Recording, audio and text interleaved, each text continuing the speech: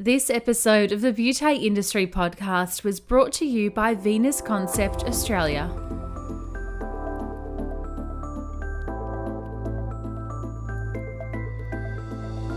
Hello and welcome to the Beaute Industrie podcast, your online support community for the professional beauty industry. I am your host, founding director of Beaute Industrie, Tamara Reid.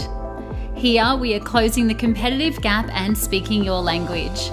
This is a platform created and dedicated to the professional beauty industry, valuing community over competition.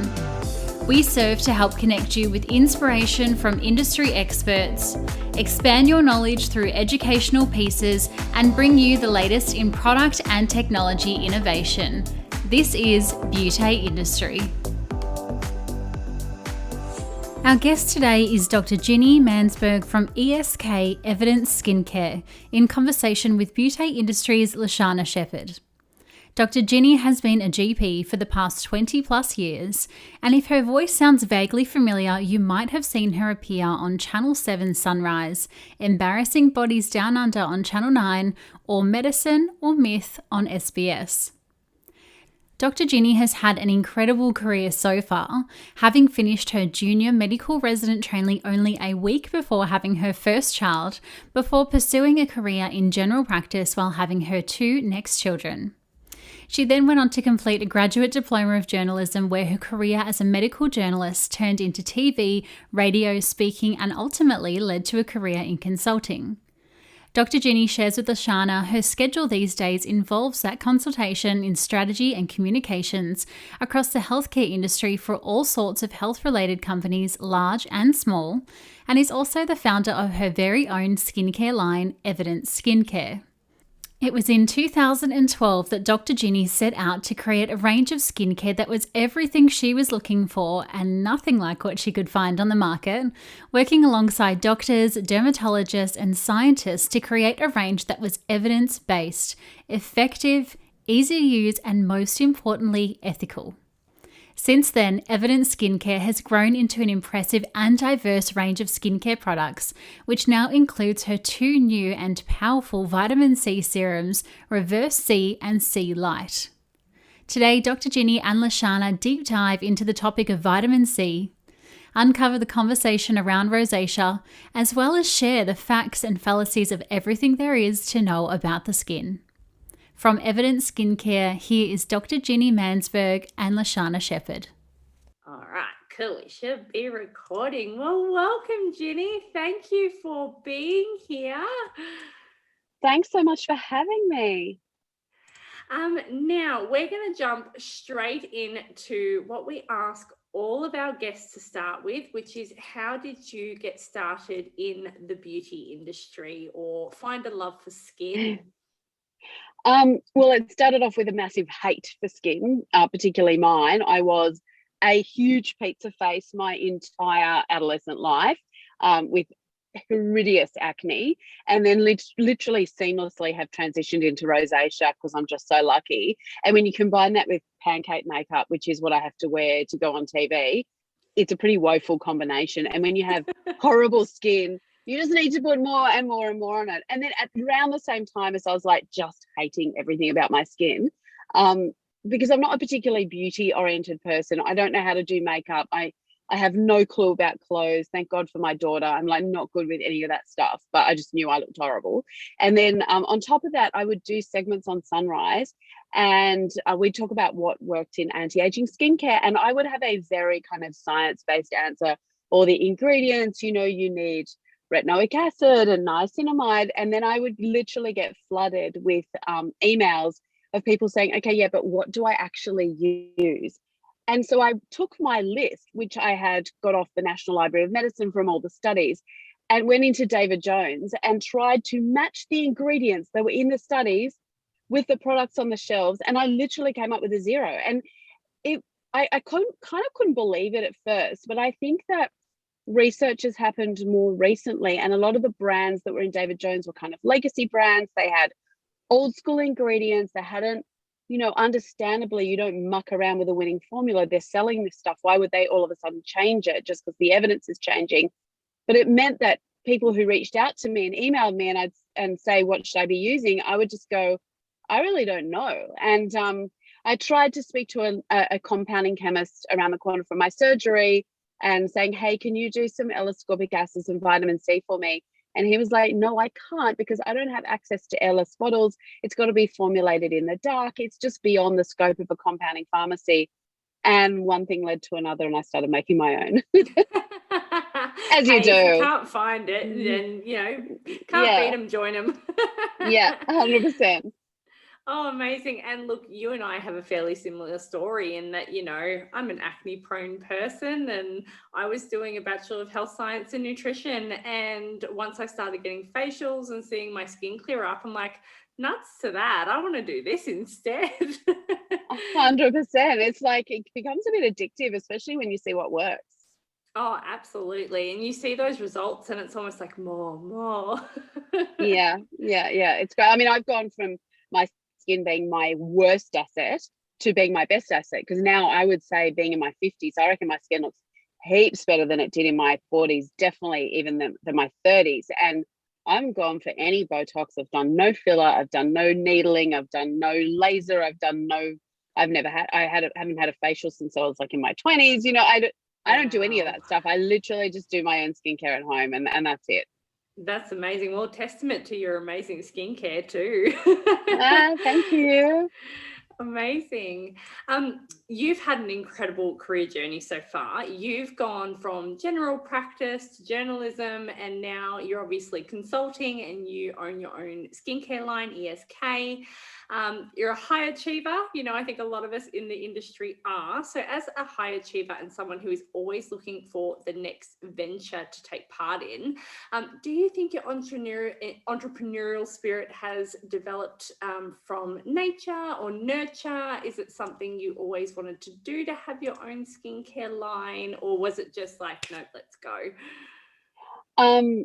So I think, like so many women, and I think this is common to like all my patients and also all my girlfriends, lots of us have got amazing ideas, but no confidence to pull it off, and a lot of imposter syndrome, like, what could little me do?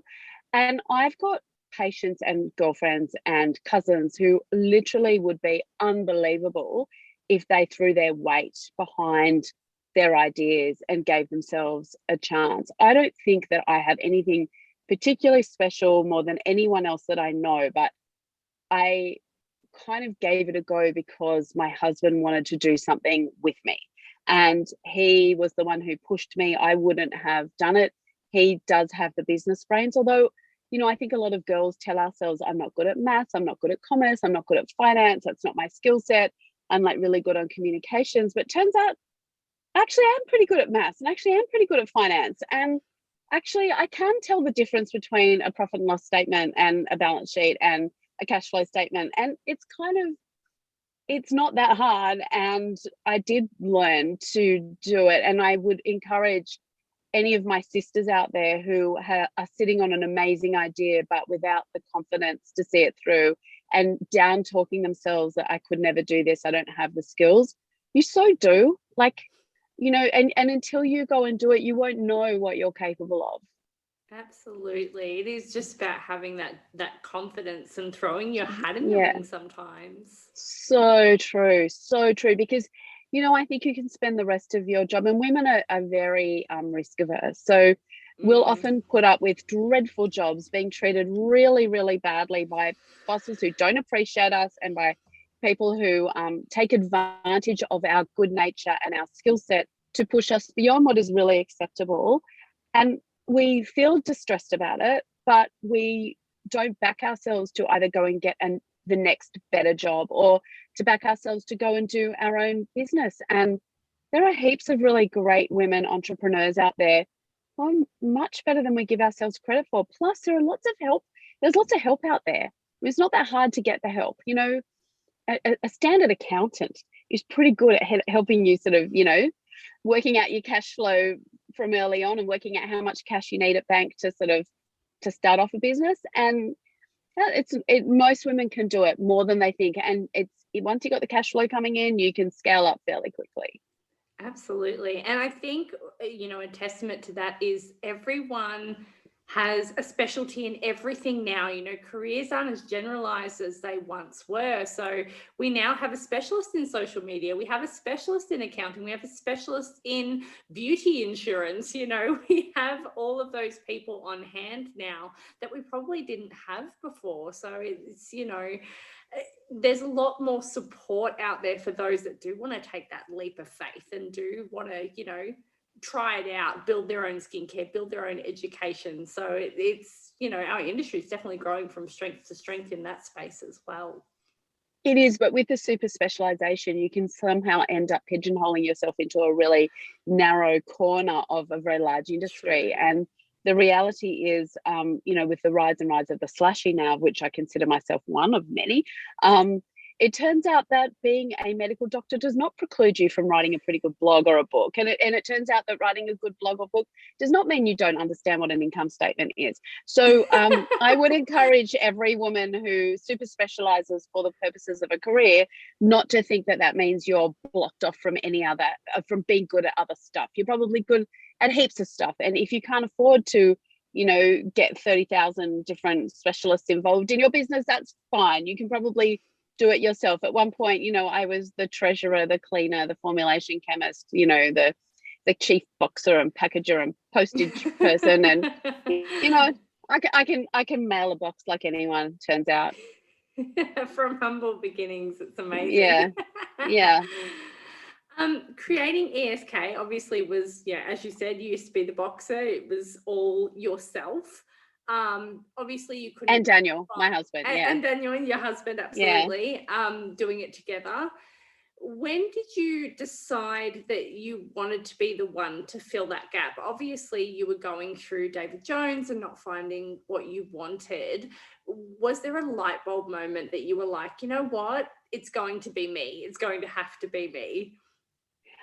I think that probably, like so many things, you can say there was a light bulb moment, but there's a whole lot of background filler that led up to that moment. So it was probably started when I was 14 and couldn't stand the sight of my face and got, you know, teased mercilessly at school for being, you know, a pizza face.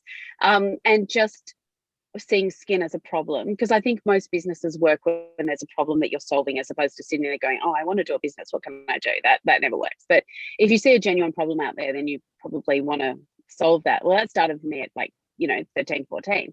But in terms of it started out, Daniel and I probably spent 6 months on the National Library of Medicine, downloading and purchasing article after article after article, study after study after study. And Daniel designed a spreadsheet to kind of, I guess, come up with our killer, you know, what we really wanted in our product. So where did the evidence lie for L-ascorbic acid? Where did it lie for niacinamide? Where did it lie for, you know, alpha hydroxy acids? Where, you know, zinc oxide versus titanium dioxide? We needed lots and lots of studies, and we did that after hours, on the weekends, when we could, and then started casually interviewing formulation chemists and, you know, getting to know them. That process takes an incredibly long time. And you know, we self-funded this with a budget of zero. And, you know, with our first round of products, we had bought a whole range of bottles from China that were fantastic in the samples.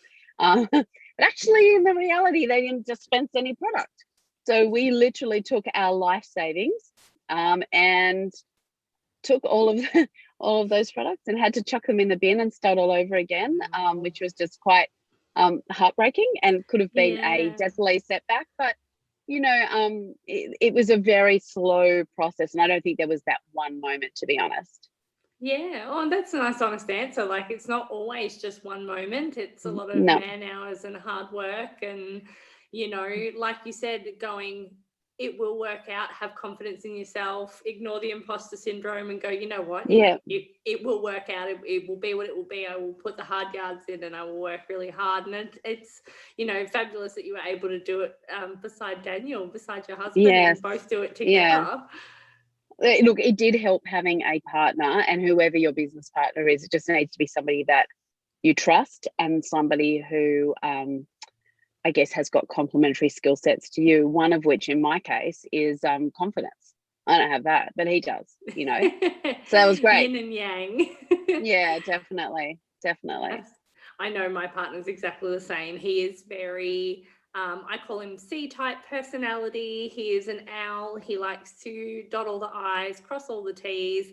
And I'm very, go, emotional, forget where my keys are every second. So sometimes you need that other person to balance you out, whether it's, a partner at home or a partner in business. Sometimes you just need someone to kind of counterbalance you and keep you in check. 100%. I couldn't agree more. Now, were there any specific steps that you took along the way that can attribute to the growth of ESK? Obviously, you've put a lot of man hours into it and read a lot of science articles and journals and figured out what is going to be quality over quantity. Was there anything that you did in particular to really make sure that you developed the range? Not really. As I said, it was about 6 months of downloading articles and reading them. And there's a particular science speak to the fine print of articles and sort of reading those and then tabulating them in a way that would be easy to reference later. Our shelf of studies is massive, and so we read everything, every single study that ever comes out about skin and topicals for skin. So yeah, it was just, I guess, being science nerds and sitting there with the papers and doing it that way. We don't have the Mansberg Institute or the Pons Institute or whatever you want to call it. We don't do our own original research. We literally take what other universities around the world have done, and it is freely available to everybody. You might need a degree in science speak to kind of translate them, but this is clearly available studies that are published in peer-reviewed scientific and medical journals. That is the fodder of ESK, and it shouldn't be such a unique selling proposition, but it is. And I think, as I said, that's to do with legacy of other brands, and other brands were, in the days when skincare was all about what looks and feels nice, and you'd sort of go into David Jones and squirt something on the back of your hand, rub it in, looked at how it rubbed in, and then smell it. They're the steps on deciding what skincare you're going to have. Well, the skin cell turnover is 28 days. So if you've got a cosmeceutical range, that's not going to tell you anything whatsoever. It's going to tell you what it does to your skin. But that's kind of the way skincare used to be. It was all about, what does it smell like right now? What does it feel like right now? Absolutely. And they were very much, and we still hear it from some of our, we call them an older vintage of client. Yes. We hear it from them now saying, but I moisturize. Because it used to be the be all and end all. They'd have their Lancome or their Chanel moisturizer, and it smelled good and it felt good. It's almost like having a Nokia 3310 now, as opposed to having an iPhone. Great back then, great technology, foolproof, but is it actually getting us onto the internet? No. Exactly right. And you know what, if that works for you and you're happy with it, I'm not going to argue with you. I think there'll be some people who are really dedicated to brand X or brand Y, and that's totally fine. Absolutely. For us, it's about adhering to the latest science and constantly reviewing.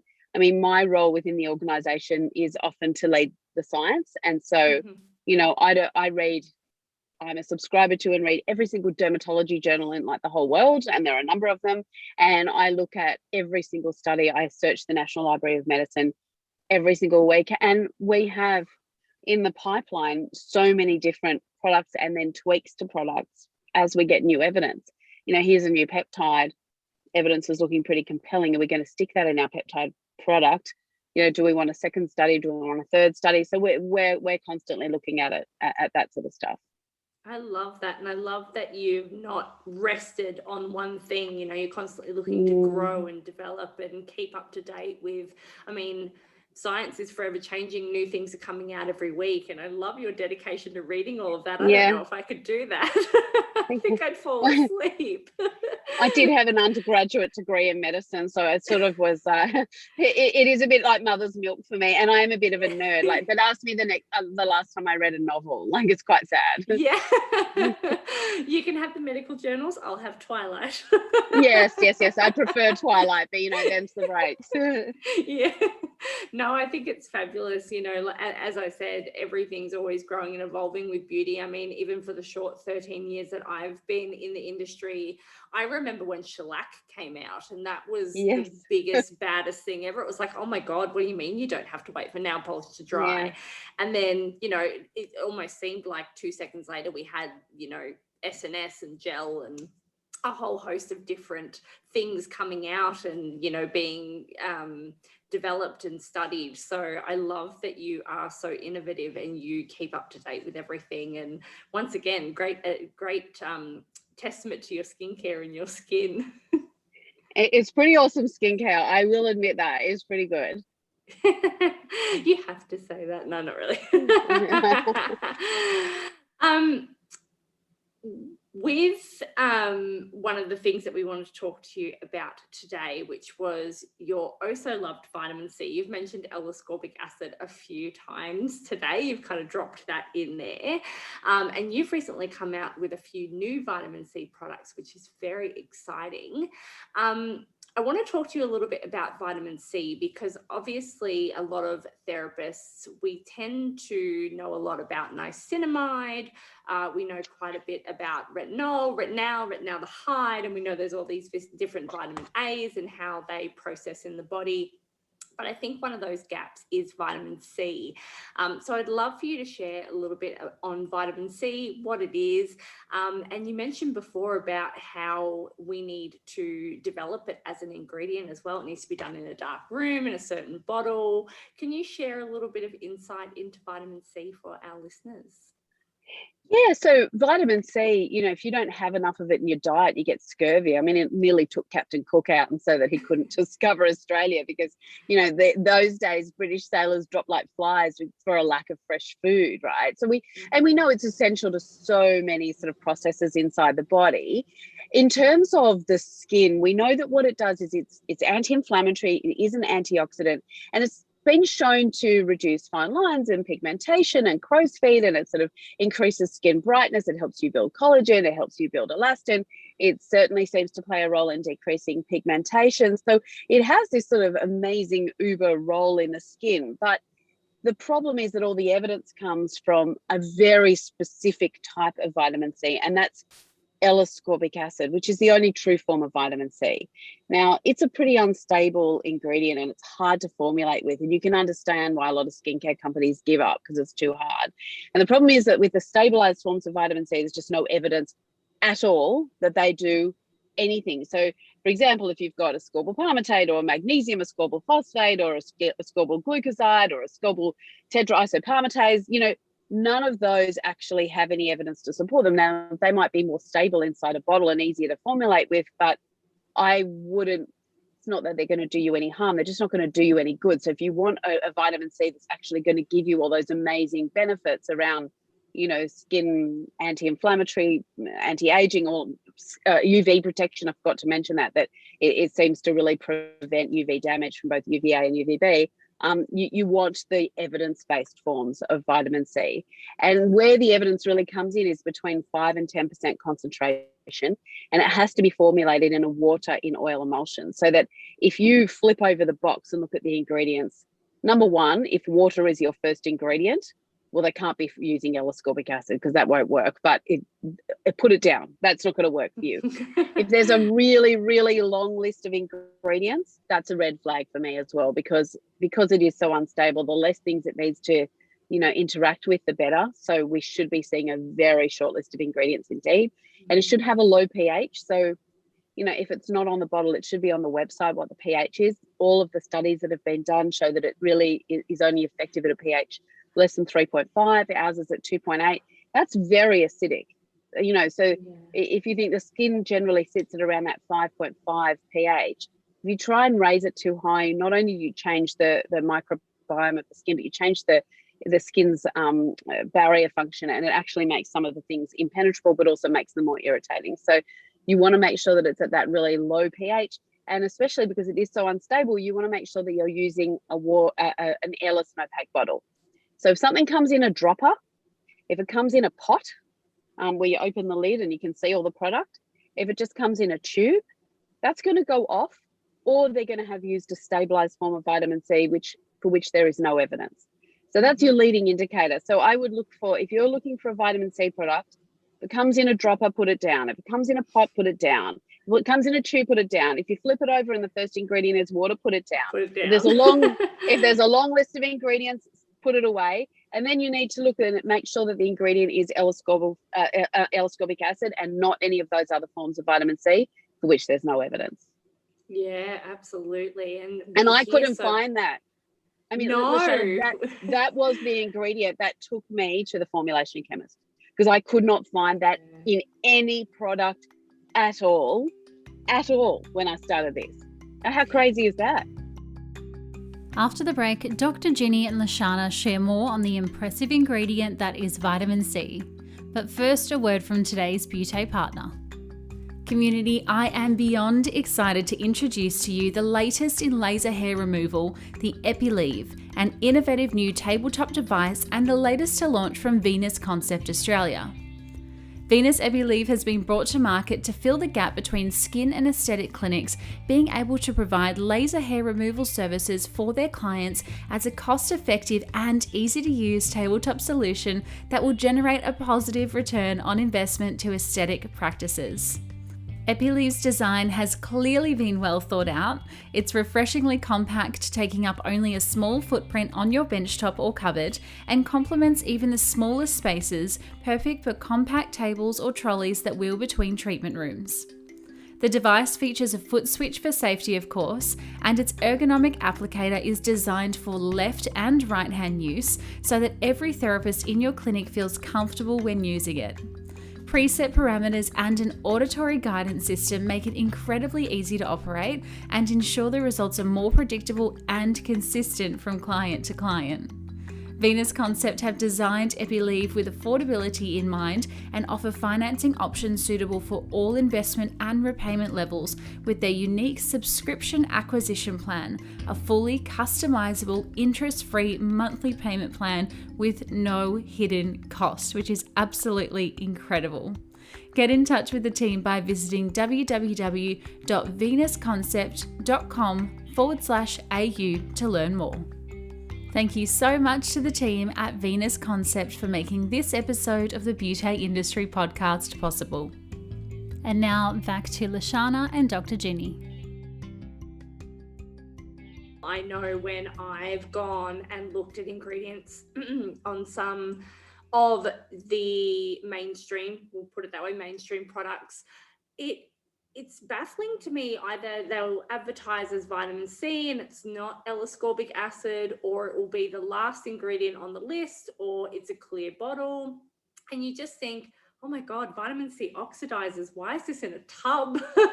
Why are they advertising it as a vitamin C cream, which is the very last ingredient on the list, and it's not even the right form? So I don't doubt that it needs all of those check boxes to be effective. So I'm not surprised that so many products don't meet that mark. Yeah, it's really interesting because if you go shopping for bottles, if you're sort of turning up to one of these packaging conferences, tubs are really cheap, tubes are really cheap. Yeah. Airless and opaque bottles are really expensive. They are super expensive. They're the most expensive part of your bottled product.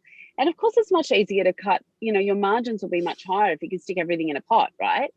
Yeah. But then in order to do that with a vitamin C product, you can't use L-ascorbic acid. You're going to have to cut a few corners and just sort of use the stabilized form so that it goes into the pot. But then how do you look anyone in the eye and say that this is a vitamin C product that's going to do fine lines and wrinkles and depigmentation and prevent UV damage when there's no evidence it will do that? For all you might as well stick sorbeline on your face. Really, there's no evidence for that stuff. It sacrifices everything, just the bottle. It just, makes everything else fall over. That's it. So I think this is, and one of my great passions is women in particular, but people just being ripped off and being sold rubbish. It really upsets me because I think that a lot of people spend good money on their skincare for good reason. And as somebody with terrible skin, I really get that, that's your hard earned, and you don't want to be sold a dawdle. You don't want someone BSing you and saying, oh, this is a fantastic vitamin C product when in its formulation it's absolute garbage. That's upsetting. So I think the people who sell it to you should be able to look you in the eye and say, this will work. This will work. Absolutely. And especially when it comes to a cosmeceutical range, you do want that science base. And it does get all the more harder with social media now, with influencers. Obviously, that's where the money's being spent, on an influencer showcasing the product rather than the product itself. And there's all this hype around it and people using it, but they've got fantastic skin, when in reality, they probably have a filter on most of the time and a ring light and everything to make them look amazing.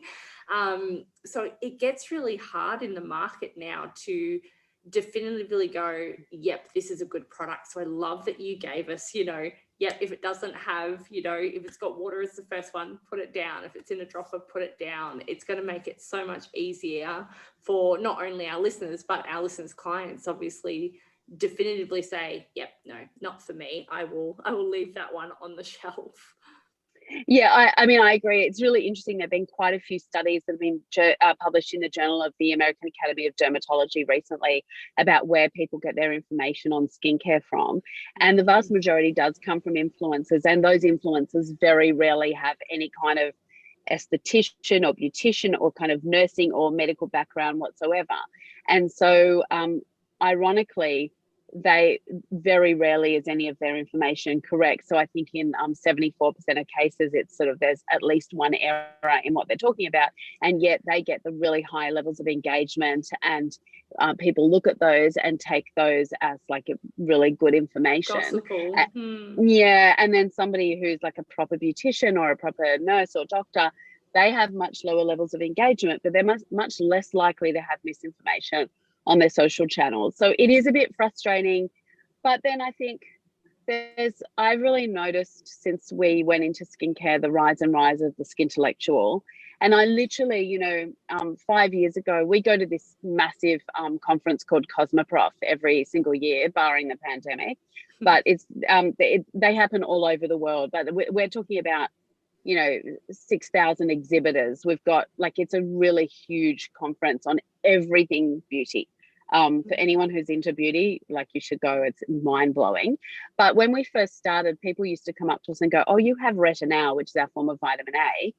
You've got is that a spelling mistake? Isn't it retinol? And we go, no, we don't use retinol. Retinol is not as effective as retinol. It tends to be more irritating. You need to use 20 times as much retinol to get the same amount of retinol, and it doesn't always work.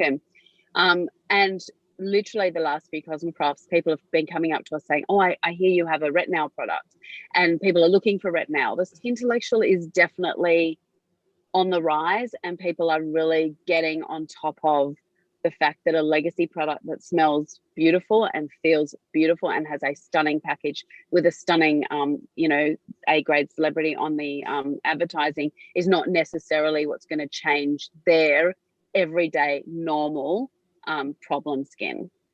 Absolutely. And it's so refreshing to see people looking for that now, wanting to take the next steps with their skin. And 70% of your results happen at home. It should be where that money is invested, and it's a great investment of your money to make sure that those products are quality and what you're using every day is going to give you the results that you want, and not kind of falling into that trap of, oh, well, Helen Mirren says it's great, so yeah, I'm going to use it. 100 or Nicole Kidman, or Kate Blanchett. And they're so beautiful. They literally, could do anything and it doesn't matter.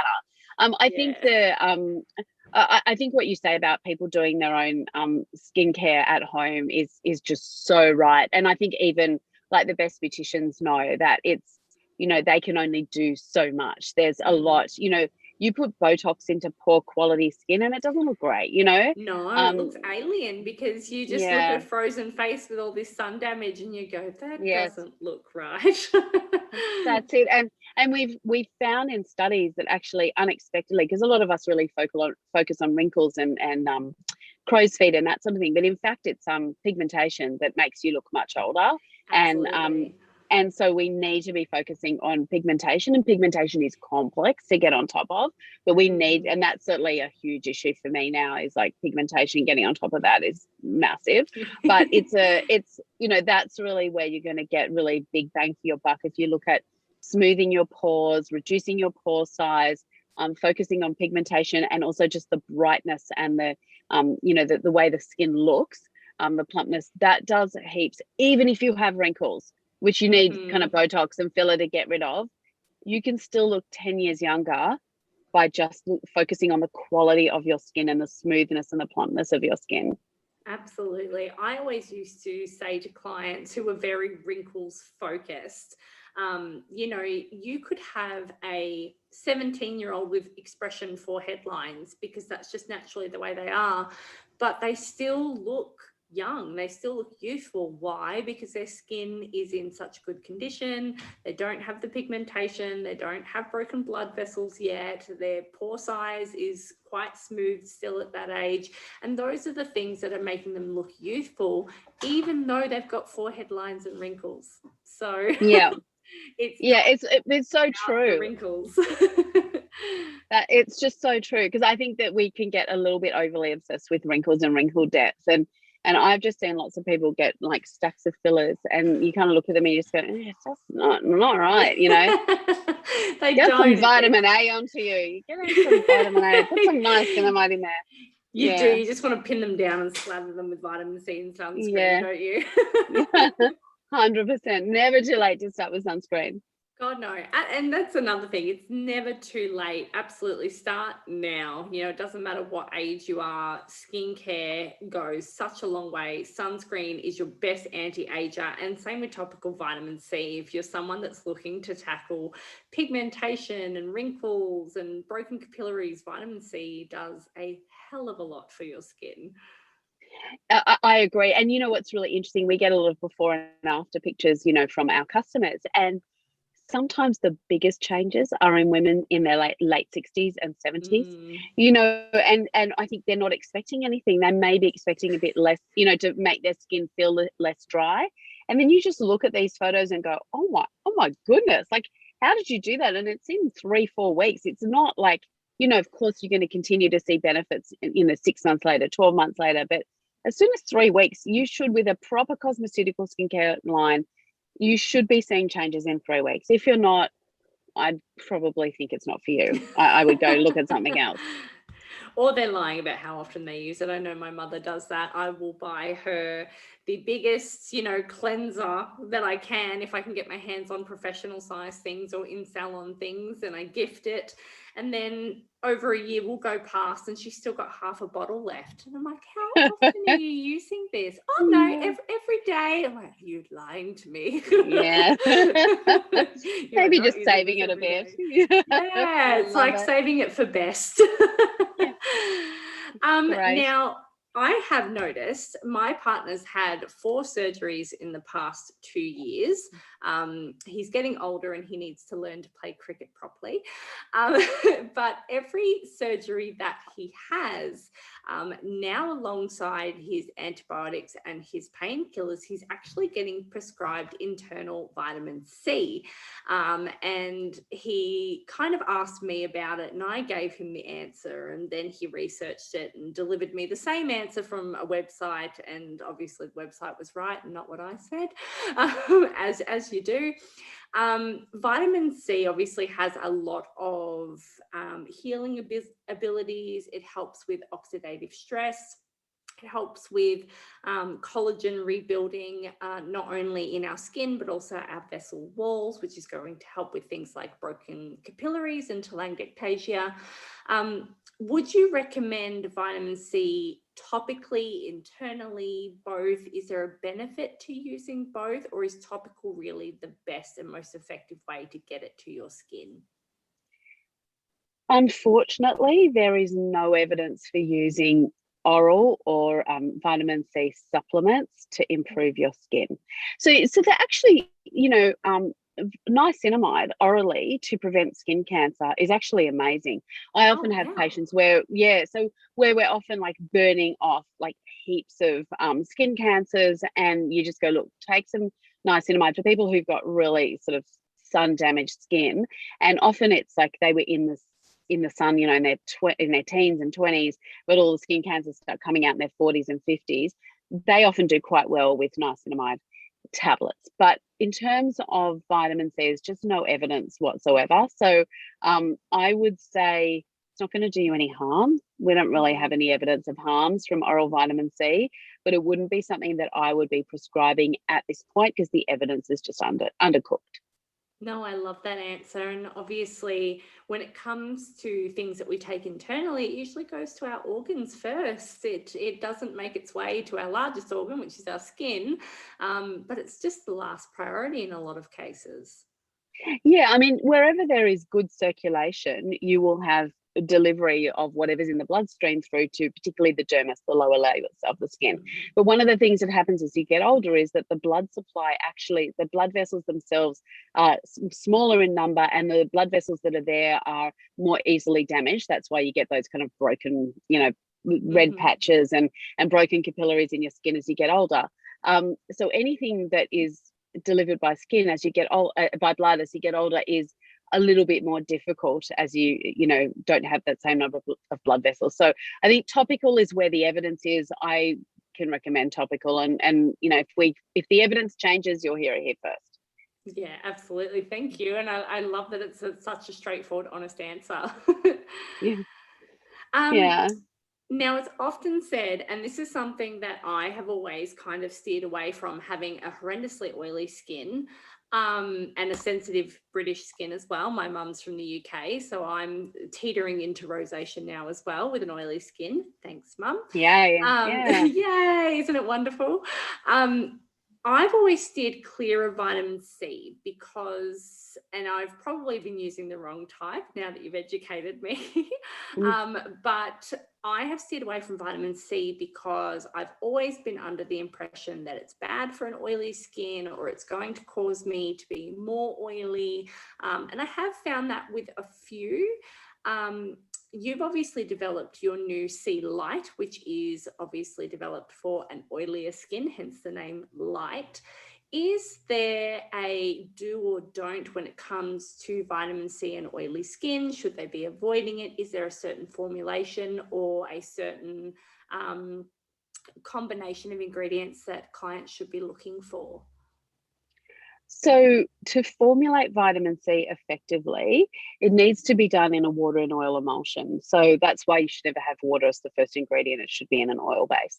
So obviously people with acne have an overproduction of sebum in their skin, and so additional oil can definitely make you break out. And you won't know whether that's you until you try it, particularly with rosacea prone skin. So I would say patch test and see how you go. In my case, I use it every single day because I love what it does for my skin in terms of skin brightness and the anti-inflammatory effects. You know, with rosacea, I would be bright red from pretty much the top of my nose right across my cheeks, but I also get it really badly on my neck and my chest, as so many women do. So I find that the vitamin C is very calming, and I do use it, but not everybody can. It's interesting because we've always had the oil as the culprit, and our C Light is a finer oil. And definitely that's good for men. Men have more oil glands in their skin, and so they tend to break out more. So it's a better one for men and for oily skin, but not everybody can tolerate it. Interestingly, there are a few vitamin C preparations now that are in these what we call anhydrous solutions. And a lot of people get a lot of skin irritation and even breakout from vitamin C in those preparations. So it seems to be a little bit more than just the oil. It seems to be something about the vitamin C as well. And I would say I have, you know, with rosacea skin, it's both sensitive and prone to breakout. So I have both of those, and I can use the full-on reverse C serum 365 days a year. It's not a problem for me. But if you have any doubt, I would just maybe patch test and see how you go. In our case, we've got a money back guarantee, no questions asked. So if you want to try, there's kind of not a lot of downside because you can always, you know, return it and we give you your money back. Yeah, and I love what you said there with vitamin C being calming, because that's never an association that I have ever had with vitamin C. And again, it's probably from using incorrect formulations or just not being, again, in that ingredient space that we need it to be. But can vitamin C be calming? Yeah, well, it is inherently anti-inflammatory. So, anything that's anti-inflammatory is good. It is an antioxidant. Vitamin C is an antioxidant at the end of the day. But it doesn't work for everybody. And so I would patch test. If I were you, I'd patch test a tiny bit on your décolletage, which is often, it's out of view. If you do get a red reaction, hopefully people don't see it too much. You can always cover it up with a bit of makeup, and that would be how I'd try it. And if it doesn't work for you, you're no worse off. You're not using it at the moment anyway. Yeah, exactly. Oh, what a great tip. And I mean, the décolletage is usually that little bit thinner as well. So if you're going to react, usually. Yes. Yeah.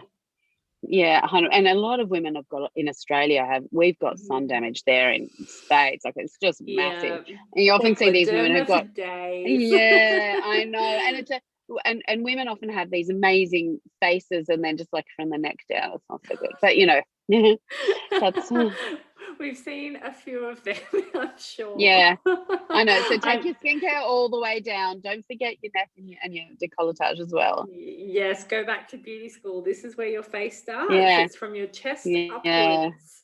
I love that. Oh, I've seen it so much in clinic, and it's always just, or the back of the hands as well, please. Back of the hands, yes. all your skincare. I always do, yes. You always 100%. see this crystal clear, beautiful face, and then you look at their hands or their forearms or their chest, and it's like, that gives the game away. Yeah, it does. Totally. It does. Totally. Is there any skin type that vitamin C really isn't suitable for?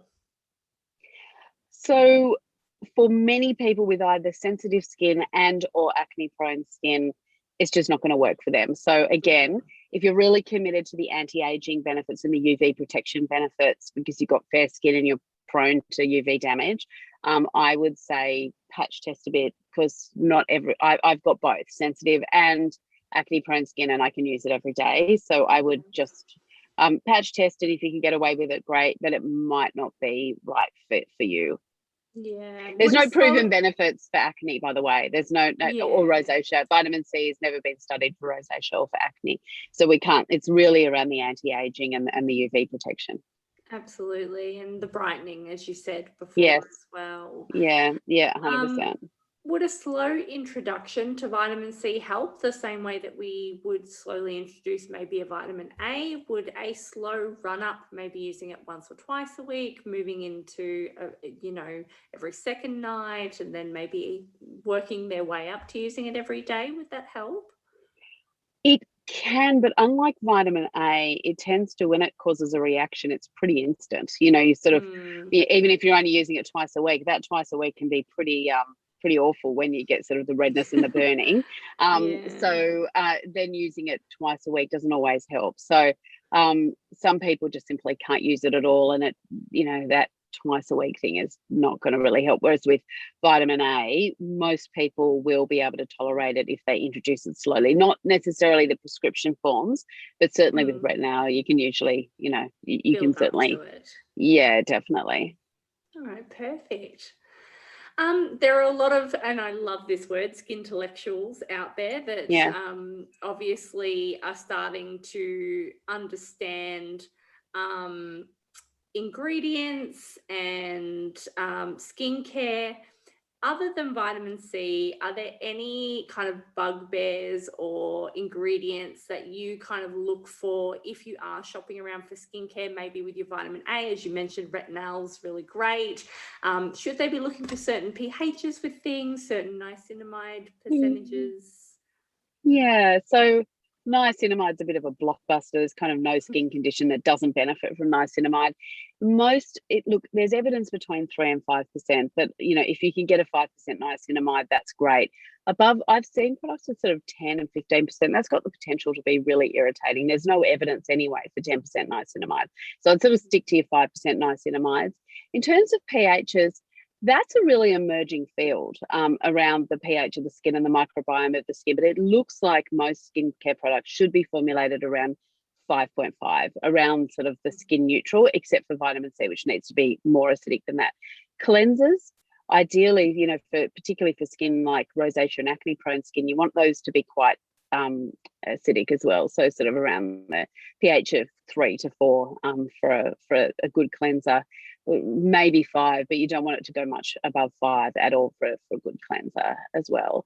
In terms of your alpha hydroxy acids, your leave-on serums like glycolic, lactic, malic acid, they're amazing, and so a leave-on prep of those, which is great for skin evening, brightness, pigmentation, reduction in pigmentation, but it also potentiates the other ingredients, particularly vitamin A. So you shouldn't use a leave-on hydroxy acid serum in the morning because it makes you more prone to sun damage, but at night under a vitamin A is fantastic.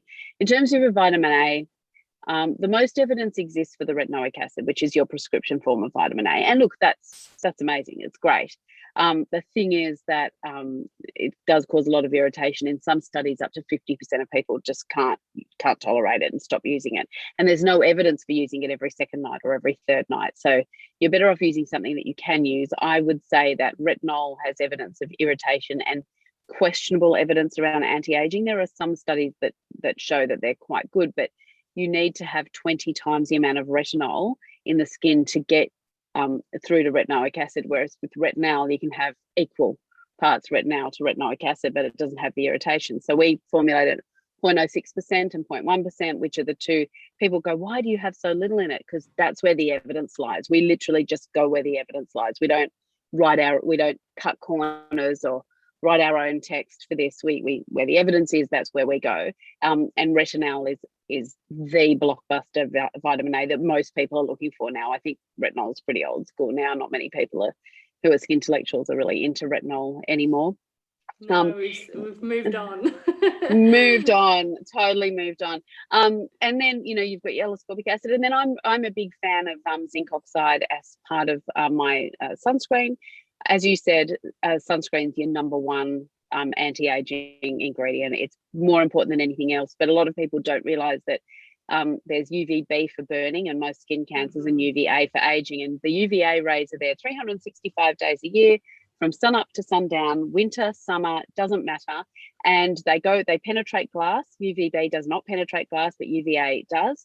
And so you need a broad spectrum sunscreen, because the SPF only applies to the UVB, and it's the multiple of time you can stay in the sun before burning. So if you normally burn in 20 minutes and you have an SPF 30 on, you can you can go 600.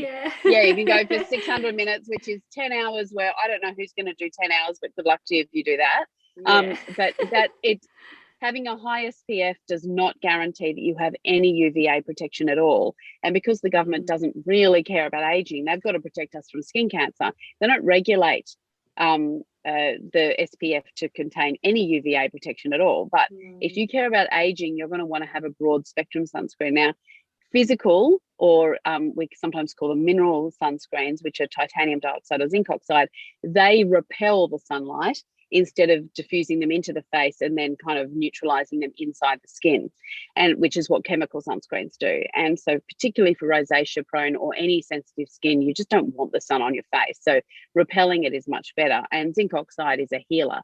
I mean, it's got antibacterial properties, it's got anti-inflammatory properties, it's used in rosacea, it's used on nappy rash, it's used in leprosy, it's used for warts, it's used for genital herpes, for wrinkles, it's for pigmentation, it's got everything in zinc oxide. What you find in hair, skin and nail tablets too. 100%. Yeah, it's a super sort of ingredient when it's applied to the face. It's very non-irritating, unlike titanium dioxide, and it has a better UVA spectrum. It has better UVA protection than titanium dioxide. So for us, a zinc oxide sunscreen was going to be a must. Our problem is that when you have a look at most zinc sunscreens, they're foul. They're white, they're slimy. You look like a white shiny ghost. They're gross. And so for us, we wanted to have one that could sit under makeup and be really, really matte. So it took us forever to formulate it.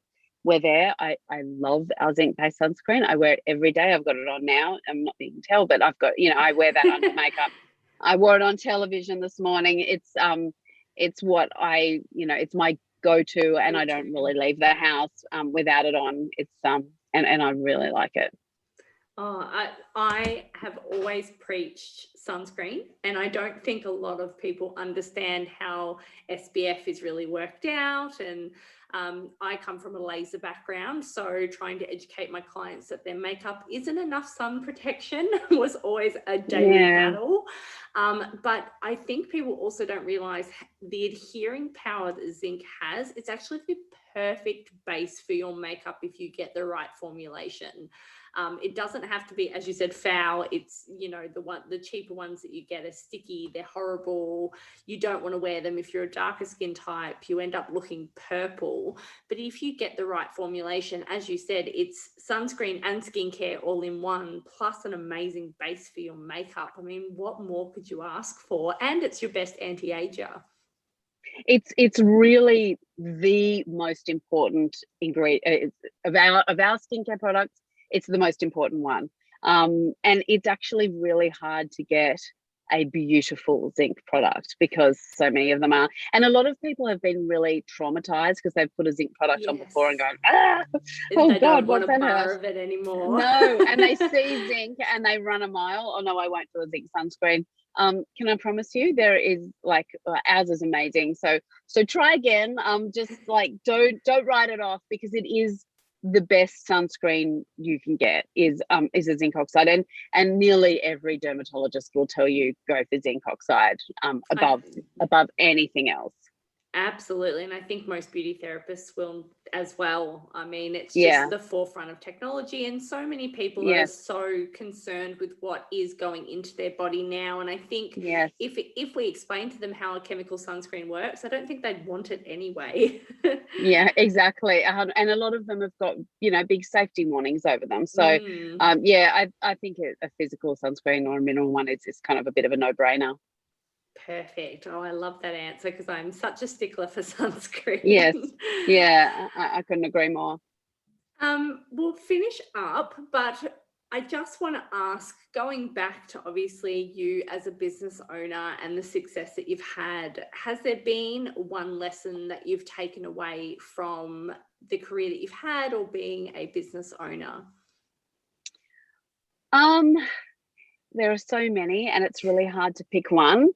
But I am a big fan of how I built the podcast with Guy Raz. And if anybody from the States, from National Public Radio, if you've not listened to it and you want to start a business, now subscribe. And it's a really good podcast. But I think what has reflected in a lot of his business owners that he's interviewed, but also my experience, is that you need to be constantly scanning the horizon, and don't be afraid to pivot if you need to. What are those not skiing, the boards, the snowboards. There was a snowboarding website that has now turned into the biggest purveyor of websites in the world, and that's Shopify. They pivoted out of snowboards and into Shopify. There was a bookseller that is now the biggest cloud hosting service, Amazon, in the world. What you start off with in your business might not be how you finish, and don't be afraid to pivot. One of the experiences that we had that was really interesting was that we decided to do some customer research and try and, you know, in that whole know your customer thing, we got one of our managers to employ some other girls, and they started ringing around people to say, how did you come to our skincare, and what were you using before, and how have you found it? And while people had them on the phone, they would ask them lots of questions, and then these girls would end up trying to help them or solve some problems. You know, this one caused a bit of irritation. And what we realized was that what we started with was trying to give us information, and that was all about us. But in fact, we had created this entire customer service department that we didn't realize. That made our skincare unusual, in that we have sort of a 63% retention rate, where an industry average of around 22%. You kind of, it turns out that providing a high touch in an e-commerce environment is absolutely possible. So we've retained our entire customer service team and then added more on, because we were not afraid to pivot out of what was initially a fact-finding mission for us, so we could work out how to do our marketing and advertising better. That doesn't matter. What really matters is that our customers are happy and that they come back. And it's not enough that the skincare works. With cosmeceuticals, it can be touch and go to find the right thing for you. You got to play around a bit. But what has been really important as an e-commerce brand is just to be able to have that high touch. And out on the back of that, we developed an AI kind of a skin survey that helps tailor your skincare for you if you're going to do it online. We find that people who take that quiz, that survey on the way into the brand have even higher retention rates, because we make sure that that quiz will help, make sure that they've got the right skincare for their particular needs. But that pivot was really important, and it actually has seen a huge growth in the brand, because it increases the total lifetime value of your customer. And then that means that your customer acquisition cost, you can afford to have them a little bit higher, because your lifetime value and your basket size is much bigger. So it's just a memory, for a realization for all of us, that the customer is the most important person in any business, and we regained sight of that after possibly having lost it a little bit in the beginning. But it was a good pivot for us. No, that's such amazing advice, because we do, even if we don't come back to the customer, I think a lot of people forget their why. They forget why they started in the first place, what they were setting out to achieve. It almost becomes just this big monster, and different ideas and creative thinking and things like that can take over, even when planning something as small as a launch or a VIP night, or sometimes everything can just take over. So I think absolutely you're right. Focus on your why, what your clients want, hone it all in, write it down if you need to, and make sure that you keep your eye on the prize almost. Yeah, and pivot if you need to. It's okay, if you need to sort of abandon one thing. We just left trying to work out who our customer was. We figured we'll work that out later. What's more important is that we're delivering high quality customer service. So we had to pivot an entire team into another space, but that it worked really well. We were really happy with that pivot. Absolutely. Be fluid. If you're not fluid in this industry, especially, you're probably in the wrong one. I agree. Yeah. Well, thank you so much, Ginni, for your time. It's been so insightful. I've learned so much. I thought I knew it all. I really don't. I've learned so much. Thank you. Oh no, thanks so much, Lashana, and thanks so much for the time and for being so great to talk to. It's just so great to talk to somebody about skincare who just knows so much. It's great. Isn't Dr. Ginni just incredible? Between her knowledge of the skin, the science behind the ingredients, and the super relatable way that she explains all of that information, made this conversation just that much more enjoyable to listen to and to learn from. Our wonderful Lashana will be joining us for more upcoming episodes to explore those educational topics with you. So if you've enjoyed today's episode or would like to hear more like this one, please let us know by sending us a DM on socials, or by sharing this episode across your stories and tagging us at Beaute Industrie. You can find more about Evidence Skincare over on their socials by searching for them at ESK Skincare. Until next time, stay connected.